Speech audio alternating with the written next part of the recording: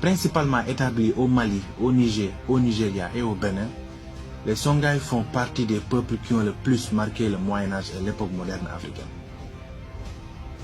Peuple jadis composé du Sorko pêcheur, du Gou chasseur et du Gabibi agriculteur, installés à Koukia vers le 8e siècle, ils allaient plus tard être à l'origine d'un empire qui couvrait une superficie de près d'1 700 000 km².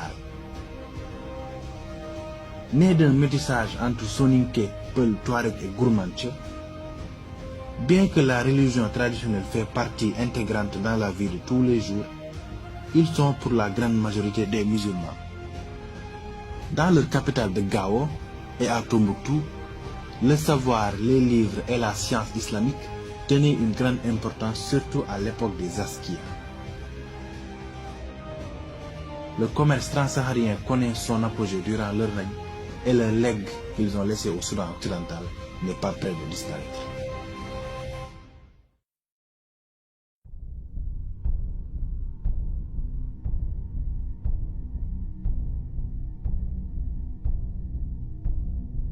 Notre histoire commence vers le 7e siècle, à l'est de la boucle du Niger. C'est à Koukia, sur le fleuve Niger, en aval de Gao, que vivait la population Songhai. Des témoins en sont les statuettes en terre cuite trouvées dans les cimetières d'Achindasika et de Karégoro. Plusieurs légendes expliquent l'origine des Songhai. L'une d'elles rapporte que l'ancêtre Faramaka Boté, d'un père Sorko et d'une mère Génie, se serait allié avec les Gou chasseurs et les Sorko pêcheurs et établit ainsi son pouvoir sur un peuple de paysans dans la région de Tillabéri. Une autre raconte que vers le 7e siècle, des princes berbères fuyant l'islamisation seraient arrivés sur les bords de la boucle du Niger et là ils auraient débarrassé les riverains de la terreur d'un poisson fétiche dont les Sorko se servaient pour extorquer des offrandes aux Gabibi. La reconnaissance des Gabibi aurait porté Dja Aliamen, l'auteur de cet exploit, sur le trône. Ainsi les Dja régnaient à Koukia sur une île du Niger, et les écrits du géographe arabe Ali Aqbi du 9e siècle attestent cette ascension au pouvoir.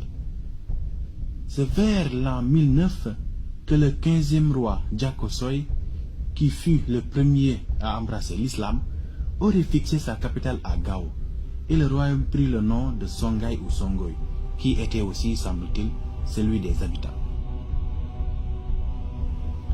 Gao était au cœur d'un important réseau commercial, comme l'atteste la découverte de nombreux artefacts dont les pierres tombales de marbre ornées d'écritures koufi et probablement importées d'Espagne au XIe siècle. Ce royaume était à cette époque limité au nord par la ville de Bamba et au sud par le territoire des Nubi.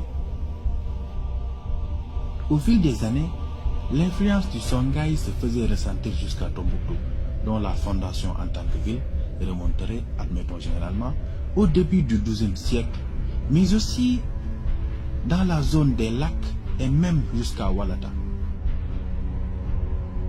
Cependant, un puissant rival s'était levé dans l'ouest, sur le bif occidental du Niger, vers 1235. C'est l'Empire du Mali. En 1325, les troupes de l'empereur Mandeng Kankamoussa s'emparèrent de Gao et le Songhai devient vassal du Mandeng. 10 ans plus tard, la dynastie des Dja est remplacée par celle des Si ou Soni, qui appartenait d'ailleurs à la même famille. Le premier prince du Songhai, Soni Ali Kolen, inaugura ce que l'on appellera le second empire Songhai, et dès 1335, rompit les liens de vassalité qui attachaient le Songhai au Mali. Toutefois, Tombouctou et Walata restent sous la domination mandingue, ainsi que la région des lacs, le Massina et Guinée. Le royaume de Gao avait pris sa puissance, surtout jouissant de sa position de carrefour du commerce transsaharien entre les pays arabes et l'empire du Mali. Une voie commerciale qui s'est proliférée, surtout depuis le pèlerinage du Mansa Moussa à la Mecque. En peu de temps, le royaume Songhai devint très riche, plus riche même que l'empire mandé, et c'est ce qui a permis à Si Ali Kolen de se libérer des Maliens.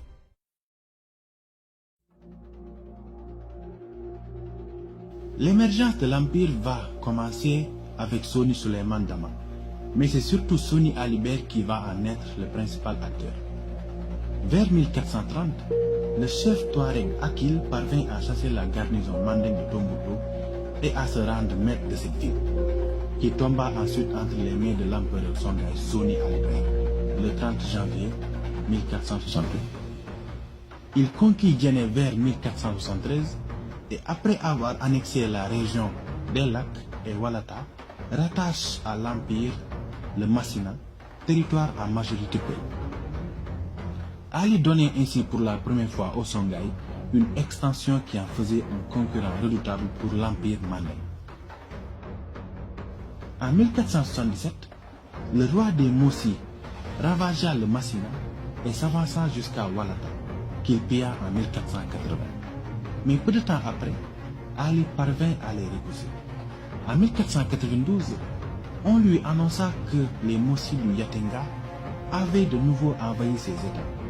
Il marcha aussitôt contre eux et parvint à leur faire rebrousser chemin. Mais au cours de l'expédition, il se noya en traversant un torrent le 6 novembre 1492. À la mort de Soni Alibert en 1492, sa succession allait se disputer entre son fils et successeur désigné Soni Baro et un de ses généraux et gouverneurs de la ville de Ombori, Mohamed Touré ou Mohamed Silla, originaire du Fouta Toro et d'origine soninké. Celui-ci comptait de nombreux soutiens parmi la population musulmane pratiquante, dans l'armée impériale et parmi les dignitaires de Tombouctou qu'il allait mobiliser pour vaincre l'héritier légitime au terme d'un conflit de 2 mois et fonder une nouvelle dynastie en 1493, celle des Askia. La première action de l'Askia fut la conquête de ce qui restait de l'Empire du Mali. Il lança une guerre sainte contre le royaume animiste Moussi de Yatenga au sud, mais elle se solda par un échec sanglant. Il mena par la suite des invasions réussies dans les États Haoussa à l'est et dans les régions occupées par les Berbères au nord, comme Agadez et les mines de Tegaza qui, par leur production du sel, allaient enrichir Songhai pendant des décennies. Le règne de l'Askia Mohamed sera marqué par un encouragement de l'islamisation de la région, produisant notamment une floraison de la vie intellectuelle à Tombouctou, dont les lettrés l'avaient soutenu dans sa prise de pouvoir et qui allait devenir l'un des plus grands centres intellectuels de l'islam. En 1528, le vieil Askia Mohamed fut écarté du pouvoir par ses fils et remplacé par son aîné, l'Askia Moussa. Il mourut très âgé à 95 ans. Après une période d'instabilité marquée par l'assassinat de l'Askia Moussa, le pouvoir fut repris par la lignée de l'Askia Mohamed, avec l'ascension sur le trône de ses fils, l'Askia Ismaïl en 1537, puis l'Askia Ishak en 1539. C'est sous le règne de ce dernier que Songhai eut un premier différend majeur avec son puissant voisin marocain au nord. Ce dernier, dirigé par Ahmed Al-Haraj, décidait de revendiquer les lucratives mines de Tegaza, alors sous contrôle de Songhai. Il adressa un ultimatum à l'Askia Ishak, qui répliqua en faisant rasier la région de Dra, au sud du Maroc, afin de montrer sa puissance. En 1557, le nouveau sultan marocain Mohamed Es-Cheikh, de mère noire africaine et surnommé de ce fait Al-Abd, le Noir, revendiqua à son tour Tegaza et l'occupa, tuant au passage des représentants de l'Askia présents sur place.